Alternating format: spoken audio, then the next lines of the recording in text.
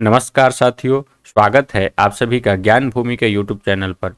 वर्तमान में हम सभी यूपी टीजीटी संस्कृत विषय का जो पुराना प्रश्न पत्र है उसको हल कर रहे हैं। उसी क्रम में आज यूपी टीजीटी 2011 का प्रश्न पत्र लेकर के आप सभी के बीच में उपस्थित हूँ। पहला प्रश्न है श्रियः कुरूणाम अधिपस्य पालनीम किस प्रकार का मंगलाचरण है? आशीर्वादात्मक, नमस्कारात्मक, वस्तु निर्देशात्मक, उपर्युक्त में से कोई नहीं। ऊपर के जो ए बी सी 3 विकल्प है, ये तीनों विकल्प मंगलाचरण का प्रकार है। जिस मंगलाचरण में आशीर्वाद की कामना की जाए वो आशीर्वादात्मक मंगलाचरण होता है। इसमें नमस्कार किया जाए किसी देव विशेष को, नमस्कारात्मक मंगलाचरण होता है। और साक्षात जहाँ पर विषय वस्तु का उपस्थापन कर दिया जाए, न किसी प्रकार की आशीर्वाद की कामना की जाए, न किसी को नमस्कार किया जाए, वह वस्तु निर्देशात्मक मंगलाचरण होता है। यह जो श्लोक है श्रियः कुरूणाम अधिपस्य पालनीम, ये किरातार्जुनीयम का पहला श्लोक है। इसमें भारवी के द्वारा विषय वस्तु का उपस्थापन ही किया जाता है, न आशीर्वाद की कामना की जाती है, न किसी देव विशेष को नमस्कार किया जाता है। इसलिए यह वस्तु निर्देशात्मक मंगलाचरण होगा और इसका उत्तर सही होगा सी। अगला है भारवी की शैली में कौन सा तत्व प्रधान है? ओज प्रधान्यता, वैदर्भी रीति की प्रधानता, गौड़ी रीति की प्रधानता, अर्थ गौरवता। ये अर्थ गौरवता है क्योंकि महाकवि भारवी अर्थ गौरव के लिए प्रसिद्ध है। भारवे अर्थ गौरव ऐसा हम लोग सुनते आए हैं और पढ़ते भी आए हैं। अर्थ गौरव का अर्थ है गौरव, गरिमा से युक्त बातें कहना, शब्द से ज़्यादा अर्थ पर जोर देना, थोड़े से शब्दों में ज़्यादा अर्थ कह देना, उपयुक्त में से कोई नहीं। आप इस पर विचार करेंगे तो अर्थ गौरव का तात्पर्य यही है कि थोड़े से शब्दों में ज़्यादा अर्थ कह देना। भारवी इस शब्द का अर्थ क्या है? भा का मतलब होता है कांति, रवि का मतलब सूर्य, अर्थात सूर्य की कांति। विकल्प सी जो है ये सही होगा। ए बी डी नहीं होगा। जिसको रवि अर्थात सूर्य की चमक भाए नहीं, उसको नहीं कह सकते। भार कोट होने वाला, इसको भी नहीं कहेंगे। अगला है किरातार्जुनीयम रचना साहित्य के किस विधा के अंतर्गत आते हैं? हम लोग जानते हैं कि महाकाव्य के अंतर्गत है, बृहत्त्रयी में परिगणित है, 18 महासर्ग है, अर्जुन इसके नायक हैं, प्रतिनायक भगवान शिव है, किरात वेशधारी। मेघदूतम रचना साहित्य की किस विधा के अंतर्गत आता है? मेघदूत गीति काव्य है, ऐसे इसको हम लोग खंड काव्य भी कहते हैं। मेघदूतम में किस छंद का प्रयोग है? मंदाक्रांता छंद का प्रयोग है। मंदाक्रांता जलद सडगैर महु नतौ तात गुरुचेत, यह इसका लक्षण है। मेघदूतम को संस्कृत साहित्य में एक नवीन काव्य प्रकार की उद्भावना का श्रेय प्राप्त है जो इस नाम से विख्यात है। देखिए, खंड काव्य, गीति काव्य तो ये है ही। एक ऐसी विधा इसमें देखी जाती है जो पहले के किसी ग्रंथ में, किसी रचना में नहीं देखी गई। वो है संदेश काव्य, क्योंकि संदेश दिया जाता है और ये पहले के किसी काव्य में नहीं देखा गया, तो इसको हम लोग संदेश काव्य के अंतर्गत रख सकते हैं। अगला है मेघदूतम के रचयिता हैं महाकवि कालिदास हैं। मेघदूतम बहुत प्रसिद्ध ग्रंथ है, अनेकों भाषाओं में इसके अनुवाद है और मल्लिनाथ जी की टीका है इस पर। कालिदास किसी एक विशिष्ट अलंकार के प्रयोग में अतुलनीय है, वह अलंकार है। तो हम लोग जानते हैं कि उपमा कालिदास से बहुत बार पढ़े हैं। भारवे अर्थ गौरवम, दंडिनः पदलालित्यम, माघे संधि त्रयो गुणा। ऐसी ऐसी पंक्तियां हैं जिससे अनेकों बार प्रश्न बने हैं और उस प्रश्न ऐसे पंक्ति को आपको एकदम कंठस्थ रखना है ताकि कहीं से भी कोई गलत ना हो, क्योंकि ऐसे प्रश्न तो सभी लोग करते हैं। जो प्रश्न सभी करते हैं उसको यदि हम छोड़ेंगे तो बहुत पीछे चले जाएंगे। मेघदूतम का नायक है देवता, मनुष्य, यक्ष, किन्नर। तो नायक में हम इसको यक्ष मान सकते हैं। अगला है मेघदूतम का प्रधान रस कौन है? श्रृंगार रस है और श्रृंगार के प्रकार के अंतर्गत पूछता तो वियोग श्रृंगार होता। मेघदूतम काव्य कितने भागों में विभक्त हैं? मेघदूतम काव्य 2 भागों में विभक्त है, पूर्व मेघ और उत्तर मेघ। विकल्प ये सही होगा। अगला है मेघदूतम काव्य में नायक बिरही यक्ष को किस कारण से अपनी नायिका से दूर जाना पड़ा? पत्नी अपने पिता के घर चली गई थी? नहीं, ऐसा नहीं था। पति पत्नी में कुछ वैमनस्य हो गया था? ये भी नहीं था। अपने कर्तव्य पालन में भूल करने के कारण शाप मिला था स्वामी कुबेर के द्वारा अपने कर्तव्य पालन में परदेश जाने के कारण। तो डी नहीं होगा, सी सही होगा। विकल्प जो है सी विकल्प सही है। अगला है विरहिणी यक्ष कहाँ निवास कर रही थी? उज्जैनी में, काशी में, अलकापुरी में। तो काशी में तो नहीं निवास कर रही थी। उज्जैनी में तो मेघ गया है, मेघ को भेजा जा रहा है यक्ष के द्वारा भगवान महाकाल के दर्शन हेतु, वहाँ पर आरती में नगाड़ा बजाने हेतु इन सब कार्यों को भेजा जा रहा है। अलकापुरी में यक्षिणी निवास कर रही है।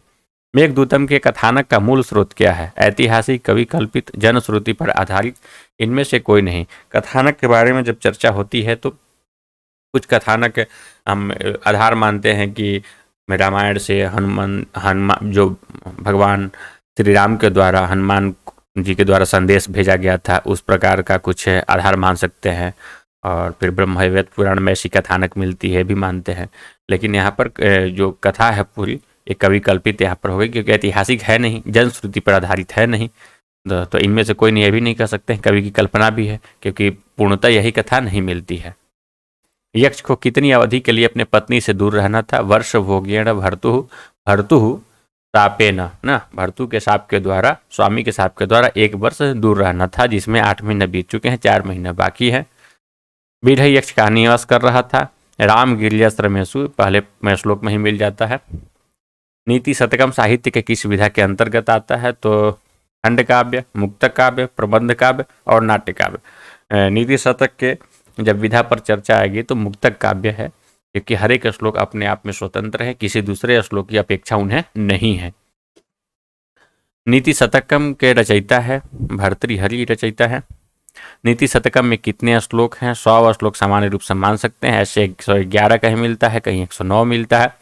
नीति शतकम का विषय है किसी एक संप्रदाय से संबंधित है, विज्ञान पर आधारित है, आध्यात्मिक संचेतना पर आधारित है, मनुष्य मात्रों को नीति कुशलता का उपदेश देना है, यही उसका विषय है। अर्थात 22 नंबर क्वेश्चन का विकल्प डी सही हो जाएगा। नीति शतकम की भाषा क्या है? देखिए, नीति की बात की गई है, जब तक उसमें हम सरल एकदम सुबोध भाषा को रखेंगे नहीं, तब तक अपने बातों को लोगों तक पहुंचा नहीं पाएंगे। इसलिए उसमें अति सरल और सुबोध भाषा का प्रयोग किया है महाकवि भर्तृहरि ने। थोड़े से ज्ञान से स्वयं को ज्ञानी मानने वाले मनुष्य को कौन नहीं समझा सकता है? ब्रह्मा पितम नरम न रंजयति, ब्रह्मा जी भी उसको नहीं समझा सकते हैं। विकल्प ए सही होगा। अपनी अज्ञता छिपाने के लिए मूढ़जनों का एकमात्र उपाय क्या है? तो स्वायत्तम एकांत गुणम विधात्रा विनिर्मितम छादनमज्ञतायाः विशेषतम सर्वविदाम समाजे विभूषणम मौनम पंडितानम। मौनावलंबन, यदि आप विद्वानों के बीच में हैं और आपके पास अज्ञानता है, उस विषय का ज्ञान नहीं है, तो मौन ही अपने अज्ञानता छिपाने का प्रमुख साधन है। स्वाभिमान और सम्मान के पात्र कौन होता है? राजा, विद्वान, धनवान, विद्वज्जन, राज्य, विकारी। तो स्वाभिमान तो होता ही है विद्वान, और सम्मान के पात्र भी होते हैं। बहुत ज़्यादा विषय वस्तु उपस्थापन किया गया है महाकवि भर्तृहरि के द्वारा विद्वान को लेकर के। यह भी कहा गया है कि जिस राजा के राज्य में विद्वानों का कदर नहीं होता, उस राजा को राजा कहलाने का हक नहीं है, या वो राजा वस्तुतः राजा नहीं है। सत्संगति के प्रभाव से क्या हो सकता है? मनुष्य की बुद्धि तीव्र हो सकती है, सत्य और सदाचरण में उसकी प्रवृत्ति होती है, मान मर्यादा और प्रतिष्ठा प्राप्त हो करता है, पाप आदि से मुक्त होकर उपयुक्त सभी सद्गुण विकसित होते हैं। यही सही होगा, क्योंकि ऊपर के जो 3 चीज गिनाए गए हैं वो तीनों के तीनों क्या है? सद्गुण है, और ऊपर के तीनों सद्गुण तो मिलते ही हैं, पाप आदि से मुक्ति भी मिलती है। धन की कौन सी गति नहीं होती है? दानम भोगो नाशस तिस्रो गतयः भवन्ति धनस्य न। तो संतोष प्राप्ति नहीं है। भारतीय जनश्रुति महाराज भर्तृहरि को विक्रम संवत के संस्थापक महाराज विक्रमादित्य का बड़ा भाई मानती है। कालिदास के समकक्ष मानती है? नहीं, ऐसा नहीं मानती। गुजरात और महाराष्ट्र के समीप स्थित राज्य का राजा मानती है? नहीं, उज्जैनी के समीप मानती है। विदिशा के राजा का कनिष्ठ पुत्र मानती है? ऐसा भी नहीं है। अर्थात विक्रम संवत के संस्थापक महाराज विक्रमादित्य का बड़ा भाई मानती है। महाराज भर्तृहरि की प्रमुख रचनाएं हैं, नीति शतकम है, श्रृंगार शतकम भी है, वैराग्य शतकम भी है। अर्थात हम कह सकते हैं कि उपर्युक्त तीनों जो रचना है महाकवि भर्तृहरि की है। नीति शतकम अपनी गेयता के कारण अलग अलग है। गीति काव्य है, रीति काव्य है, वक्रोक्ति युक्त है, इनमें से कोई नहीं है। चूंकि वह है तो मुक्तक काव्य, लेकिन गेयता के दृष्टिकोण से देखा जाए तो कौन सा काव्य माना जाएगा? गीति काव्य है, क्योंकि उसको हम लोग गा सकते हैं, गा करके आसानी से लोगों तक पहुंचा सकते हैं। अभिज्ञान शाकुंतलम के रचयिता महाकवि कालिदास है। 7 अंक है, वैदर्भी रीति का प्रयोग है, दुष्यंत नायक है, शकुंतला नायिका है।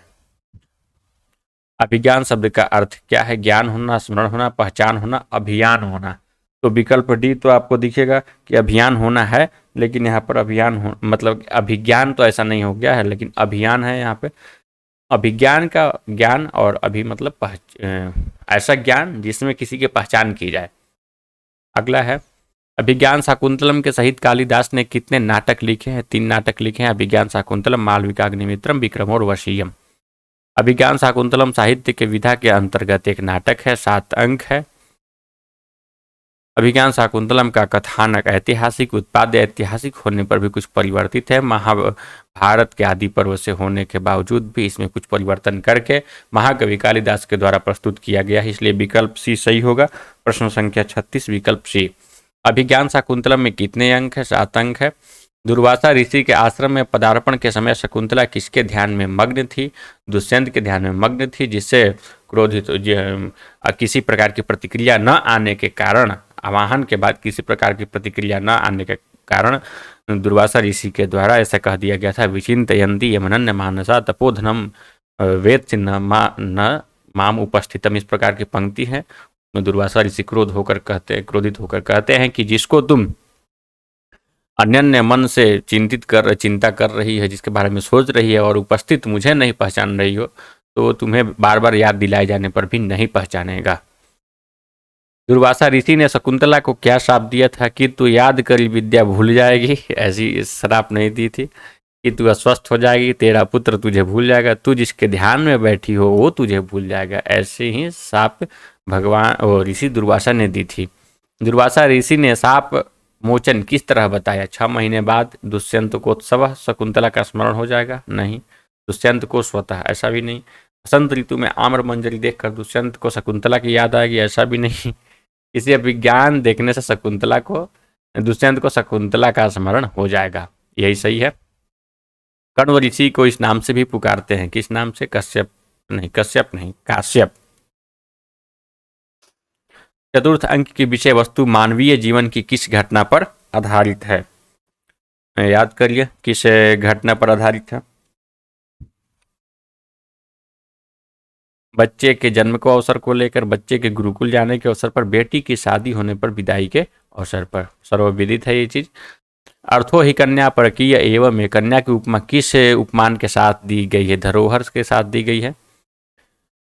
अगला है अभिज्ञान शाकुंतलम की रचना करते समय कवि कालिदास की किस मौलिकता का कारण दुष्यंत का चरित्र उदात्त बन गया था?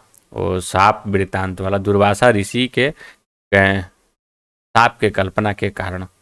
सब देख में मिल गए हैं, इसको अलग अलग कर पढ़िए। कल्पना के कारण, इस प्रकार से। अगला है साहित्य की सभी विधाओं में सर्वाधिक रम्यतापूर्ण विधा है, नाटक है। पंक्ति अभी याद नहीं आ रही, उसमें ऐसा है, नाटकम रम्यम तत्र रम्यम शकुंतला तत्रापि चतुर्थोंकस तत्र श्लोक चतुष्टयम, ऐसी पंक्ति है। ठीक है। अगला है उत्तर रामचरितम के रचयिता है महाकवि भवभूति हैं, 7 अंक है। राम धीरोदात्त नायक है, सीता नायिका है। तृतीय अंक को छाया अंक कहा जाता है। गर्भांक की कल्पना है उत्तर रामचरितम में। ऐसे ऐसे तथ्य हैं जिसकी चर्चा हम लोग करते रहेंगे। निम्नलिखित में से कौन सी रचना भवभूति की नहीं है?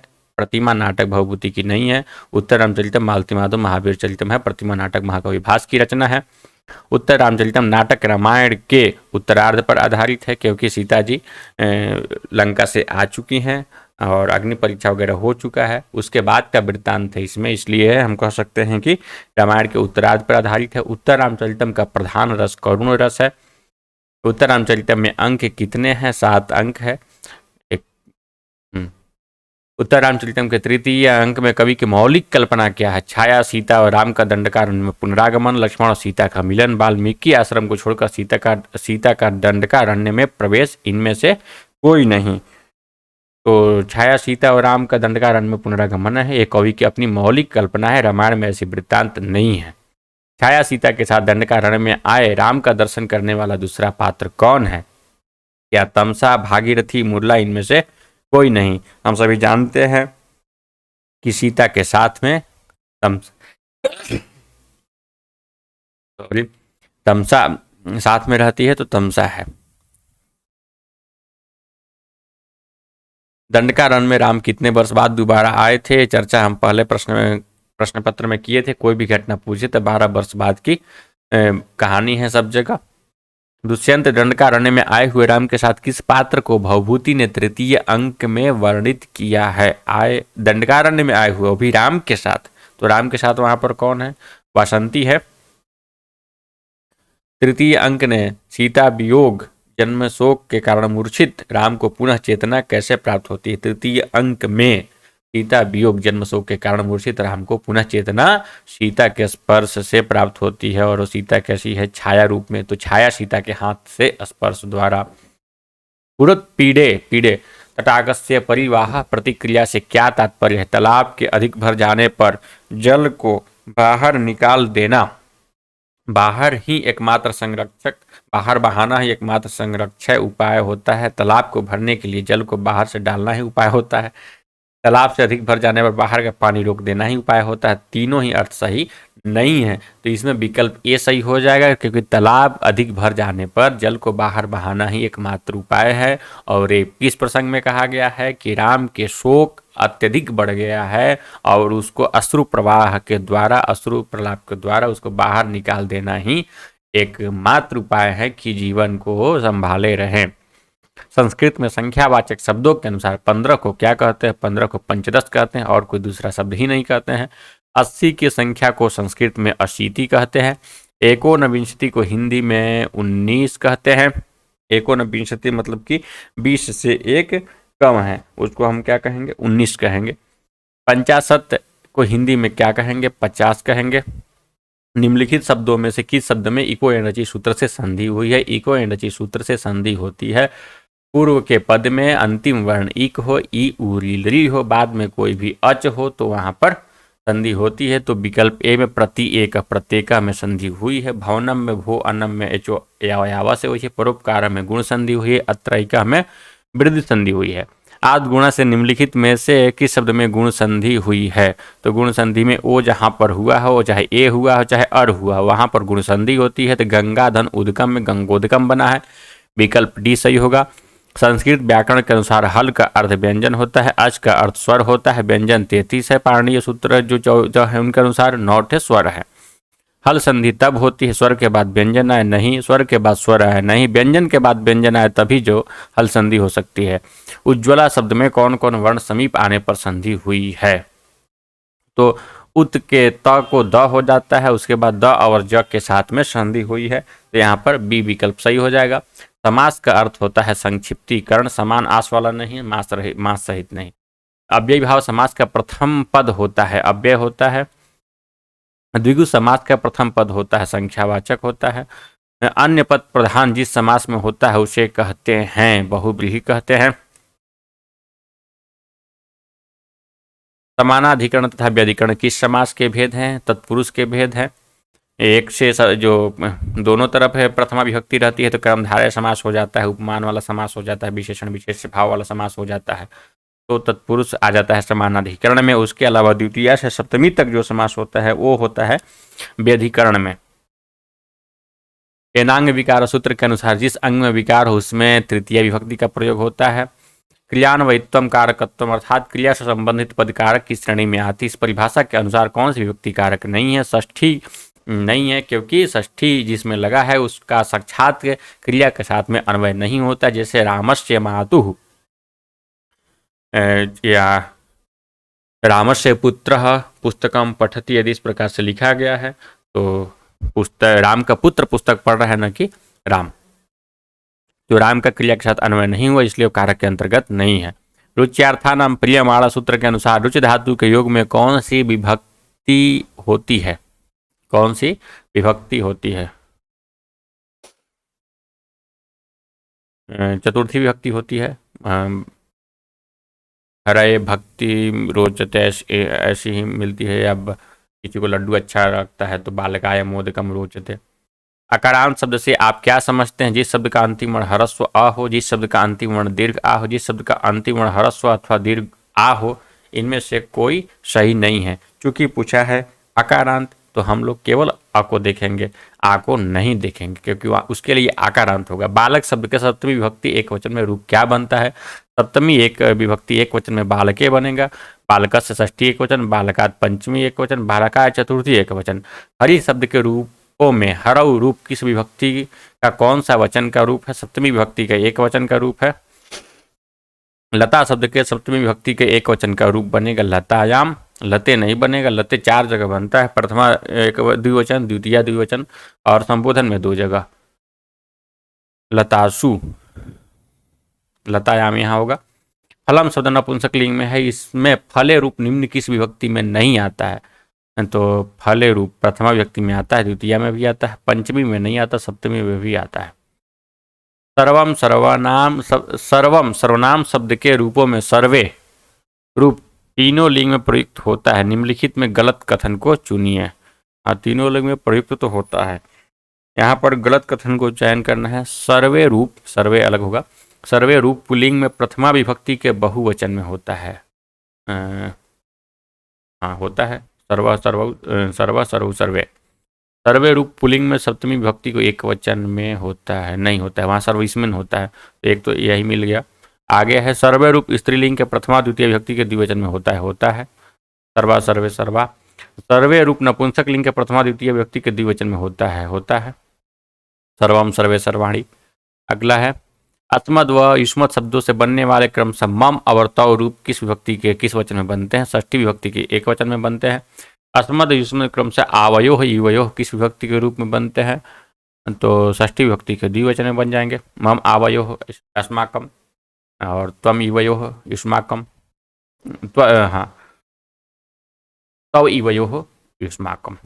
अगला है भू धातु की भवामी रूप पे लट लकार में बनता है, मध्यम पुरुष के एक वचन में, भवामी भवावा भवामा, मध्यम पुरुष नहीं उत्तम पुरुष। अगला है पठिश्यामी रूप है, लिट लकार का है, यहाँ लिट लकार विकल्प सी जो 84 नंबर का है, विकल्प सी में लिट होगा, यहाँ पर लिट, यहाँ लिट पढ़ना है आपको, लिट लकार ये सही हो जाएगा। लंग लकार सूचक है, लंग लकार भूतकाल में होता है, जहाँ पर अभवन बनता है, अभवत अभवताम अभवन अभवा अभवतम अभवत अभवम अभवाव अभवाम, इस प्रकार का रूप जो बनता है। अददात धातु रूप दा धातु के किस लकार में बनता है? लट लकार, लोट लकार, लंग लकार। अददात बनता है आपका लंग लकार में। बालक मोदकम रोचते अशुद्ध वाक्य अभी चर्चा किए थे। रुच धातु का प्रयोग है, रुच्यार्थानम प्रियमाणस है, जिसको अच्छा लग रहा है उसको उसमें चतुर्थी विभक्ति होगी, बालकाय मोदकम रोचते होगा, बालकाय मोदकम रोचते। ठीक है, 87 नंबर का बी। अगला है उभयतः कृष्णस्य गोपा, अशुद्ध वाक्य का शुद्ध रूप होगा, उभयतः के साथ में द्वितीय होना है, तो उभयतः कृष्णम गोपा, ये वाला विकल्प बी विकल्प सही होगा। त्वम पाठम पठतु का शुद्ध रूप है, त्वम पाठम पठतु, यहाँ पर त्वम के साथ में पठतु नहीं होगा, पठ होगा, त्वम पाठम पठ, लट लकार में लोट लकार में है। अहम ग्रामम गच्छसि, शुद्ध अशुद्ध वाक्य का शुद्ध वाक्य बनाइए, अहम ग्रामम गच्छसि, अहम के साथ में यहाँ पर मध्यम पुरुष का जो क्रिया है, मध्यम पुरुष क्रिया नहीं रहेगी, उत्तम पुरुष एक वचन की क्रिया आएगी जिसमें गच्छामि बनेगा, अहम ग्रामम गच्छामि। संस्कृत शिक्षण की विधियों में निम्नलिखित विधियों में से कौन सी विधि सम्मिलित नहीं है? प्राचीन विधि, मध्यकालीन विधि, नवीन विधि, नवीनतम उपागम विधि। प्राचीन विधि नवीन विधि तो सुनने को मिलता है, मध्यकालीन विधि कहीं भी सुनने को नहीं मिलती है। संस्कृत व्याकरण के शिक्षण के प्राचीन और अर्वाचीन इन दोनों विधियों में निम्न में से कौन सी विधियां दोनों में सम्मिलित है? सूत्र विधि अथवा कंठस्थीकरण विधि, अन्वय व्यतिरेकी सहयोग समवाय विधि, आगमन निगमन विधि। इसमें प्राचीन अर्वाचीन में आगमन और निगमन विधि दोनों में सम्मिलित है। संस्कृत अनुवाद शिक्षण में दुभाषीय विधि से क्या तात्पर्य है? दो भाषा के द्वारा अध्ययन करना ही उसका तात्पर्य है। देखते हैं विकल्पों के। इसमें पाठ्य पुस्तक के प्रत्येक पाठ के अंत में अनुवाद हेतु वाक्य दिए जाते हैं। इसमें एक व्यक्ति मातृभाषा में बोलता है तथा दूसरा व्यक्ति उसका संस्कृत में रूपांतर करता, यही होगा। आगे देख लिया जाए।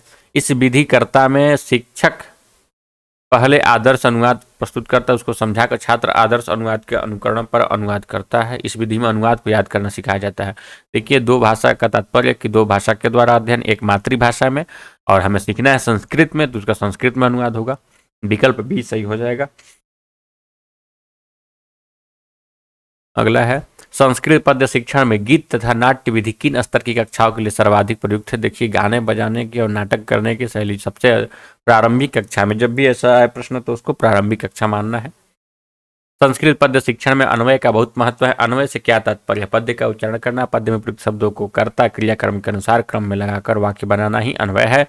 पद्य में प्रयुक्त शब्दों में व्याकरण का प्रयोग बताना, पद्य में प्रयुक्त भाव, रस, अलंकार आदि की योजना को स्पष्ट करना।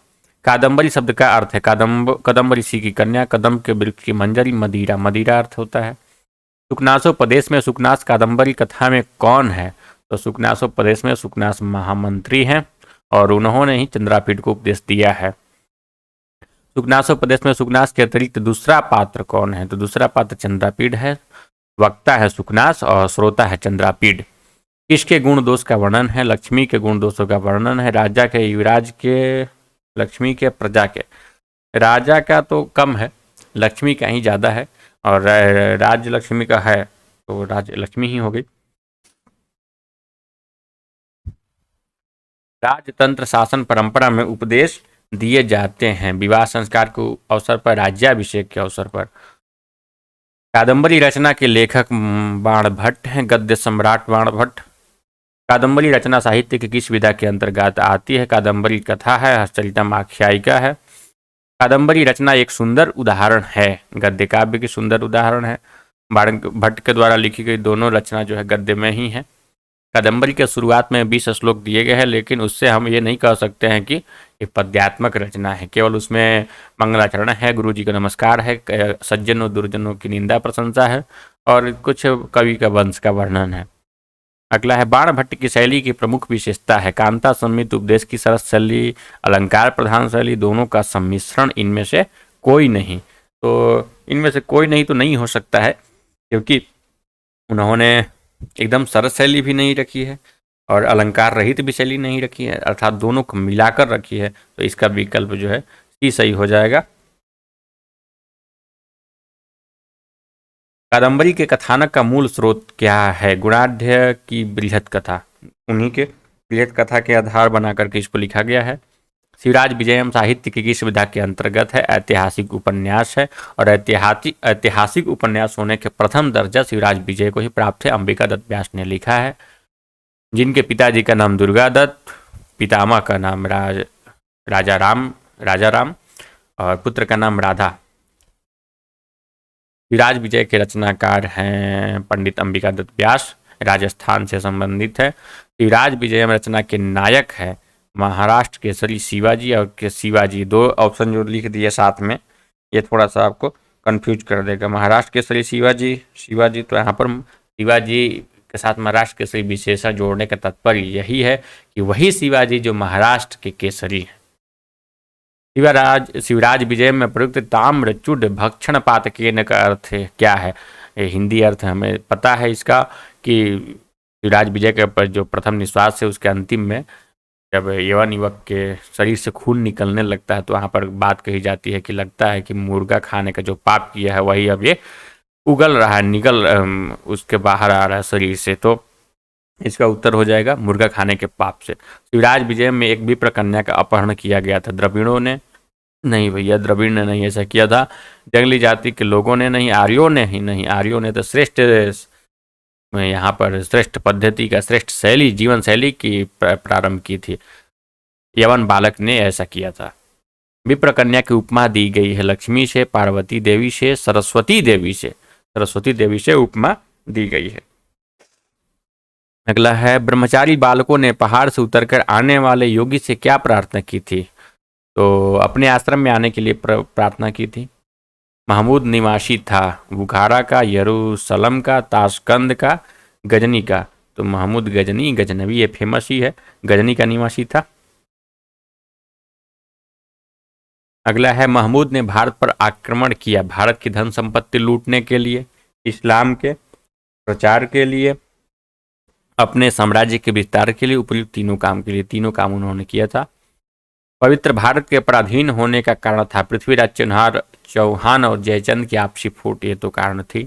पृथ्वीराज चौहान का कमजोर होना, जयचंद द्वारा पृथ्वीराज चौहान को नीचा दिखाने की भावना, यवनों का आक्रामक रूप अपना लेना। तो अपना लेना ऐसा देखिए नहीं था, क्योंकि उस समय यवन अभी आक्रामक रूप में नहीं आए थे, क्योंकि उनकी भारत में कोई शक्तिशाली स्थापना नहीं हो पाई थी। पृथ्वीराज चौहान और जयचंद की आपसी फूट था और इसी का फायदा उन्होंने उठाया आक्रांताओं ने, और भारत पराधीन हो गया। पंडित अंबिका दत्त व्यास की अन्य रचनाओं में शामिल है बिहार बिहारी, सामवत नाटक, शिव विवाह, भारत भारती। तो अन्य रचनाओं में शामिल है सामवत नाटक।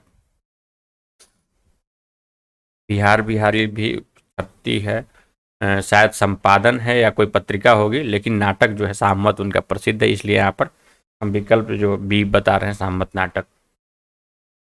किरातार्जुनीयम के रचनाकार हैं महाकवि भारवी। किरातार्जुनीयम शीर्षक में प्रयुक्त किरात शब्द किसके लिए प्रयुक्त होता है? किरात शिव के लिए, जो किरात वेशधारी हैं। किरातार्जुनीयम के प्रथम सर्ग के आधार पर पांडव कहाँ निवास करते थे? द्वैत वन में निवास करते थे। विकल्प जो है डी सही हो जाएगा। ब्रह्मचारी विप्र का वेश धारण करने वाला गुप्तचर था, वनेचर था, जो ब्रह्मचारी के वेश धारण करके दुर्योधन के साम्राज्य में गया था और वहां से सभी वृत्तांतों को जानकर के आकर युधिष्ठिर के समक्ष बातें कह रहा है और बहुत बढ़िया से अच्छी उक्ति के साथ में सब बातों को कहा। अनेकों सुक्तियाँ हैं उस प्रसंग में, और उसके बाद में उसके संवादों को सुनने के बाद, उसके बातों को सुनने के बाद युधिष्ठिर चले जाते हैं कृष्णा सदनम में, और कृष्णा सदन के तात्पर्य यहाँ पर द्रौपदी है, और सदन का मतलब भवन। हितम मनोहार्य दुर्लभम वचः का क्या है? हितकारी और प्रियवचन दुर्लभ होता है, इसका अर्थ यही है। बरम विरोधोपि समम महात्मा भी के अनुसार खलजनों के संपर्क की अपेक्षा श्रेष्ठ होता है साधुजनों का विरोध। साधुजनों का साथ तो अच्छा होता है, लेकिन यहाँ पर अपेक्षा की बात कही गई है। तो दुष्ट व्यक्ति के साथ में मित्रता से अच्छा है कि साधुजनों से विरोध कर लीजिए। राजाओं का स्वभाव होता है दुर्विज्ञेय होता है, दुर्विज्ञेय नहीं होगा, दुर्विज्ञेय होगा। उसको जल्दी सब कोई नहीं जान पाता, लेकिन वह नेचर जो है अपने तीव्र बुद्धिमत्ता के कारण और लोगों के संवाद को सुनकर इन सब बातों को पता लगा करके आया है। प्रविश्य कृष्णा सदनम महीभुजा में कृष्णा का तात्पर्य द्रौपदी से है। भवन्तु माया विषुये न मायिनः पंक्ति का भाव साम्य निम्नलिखित में से किसके साथ सही बैठता है? अर्थात भवंती माया विषुये न मायिनः जो बात कहती है कि जो मायावी के साथ मायावी नहीं होते हैं वो ठगे जाते हैं, वो हार जाते हैं, यह जो भावार्थ है उस बात को कहने के लिए कोई दूसरी पंक्ति कौन सी है? तो यही है कि जैसी करनी वैसी भरनी। नहीं, ऐसा नहीं है, जैसे के संग तैसा, यही वाली बात है। सठे साठ्यम समाचरेत, ये विकल्प सही होगा। अर्थात मायावी के साथ मायावी बनिए, साधु के साथ साधु बनिए, अच्छे व्यक्ति के साथ अच्छा बनिए, खल के साथ खल बनिए, जैसे के संग तैसा वाली बात है वहाँ पे। इस प्रकार से 125 प्रश्नों को हम लोग हल कर लिए। यूपी टीजीटी 2011 के प्रश्न पत्रों के सभी प्रश्नों को देख लिया हम लोगों ने। बहुत बहुत धन्यवाद आप सभी का पूरा वीडियो देखने के लिए।